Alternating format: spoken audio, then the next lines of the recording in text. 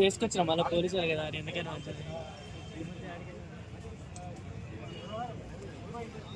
వాళ్ళంతా కూడా చెరువులు కట్టారు. సో అందరినీ పరామర్శించారు. మరి కాలు విరిగినా చేయి విరిగినా అన్నిటి కూడా చేసిన కామెంట్స్ అయితే చిత్ర పరిశ్రమలో మరి సంచలనంగా మారాయని చెప్పుకోవచ్చు.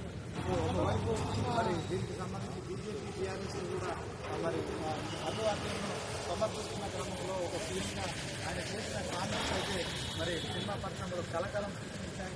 ఈ అంశంలో మరి సినిమా రంగానికి సంబంధించిన పెద్దలంతా కూడా మరి